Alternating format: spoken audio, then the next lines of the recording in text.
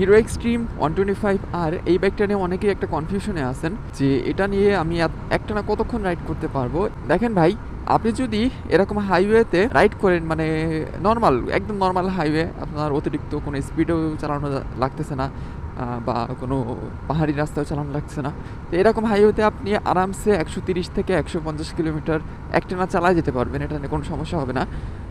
এর বেশিও যেতে পারবেন, কোনো সমস্যা নেই। কিন্তু আমার মত হলো যে আপনি 130 থেকে 150 কিলোমিটারের মাঝে একটা ব্রেক নেবেন, 20 মিনিট বা 30 মিনিটের একটা ব্রেক নেবেন। কারণ আপনি যদি ব্রেক নেন তাহলে সেটা আপনার বাইকের জন্য ভালো হবে, ইঞ্জিনের জন্য ভালো হবে। দেন এরপরে আপনি আবার মনে করেন 150 কিলোমিটার চালাবেন, ব্রেক দিয়ে আপনার যত দূর ইচ্ছা যেতে পারেন, পুরো বাংলাদেশে ঘুরেন ভাই, তাও কোনো সমস্যা নেই। আবার অনেকে জিজ্ঞাসা করে যে ভাই এটা নিয়ে পাহাড়ে যাওয়া যাবে কিনা, অবশ্যই যাবে ভাই, যেহেতু 1 নম্বর 2 নম্বর গিয়ার আছে, অবশ্যই আপনি পাহাড়ে যেতে পারবেন। তবে সার্ভিস অন্যান্য বাইকের মতো অত ভালো পাবেন না, তবে যেতে পারবেন। আমি যাই নাই, তবে দেখছি আমি যেতে, এজন্য বললাম। তো যাই হোক, এটা নিয়ে আমি 150 কিলোমিটার পর্যন্ত একটা না রাইড করছি আমি, এটা সরি 150 না 148 কিলোমিটার পর্যন্ত আমি একটা না রাইড করছি। এর বেশি আমি এখনও যেতে পারি নাই। এর ভিতরে ব্রেক তেমন নেওয়া হয় না, 2-1 মিনিটের জন্য একটু দাঁড়াইছিলাম।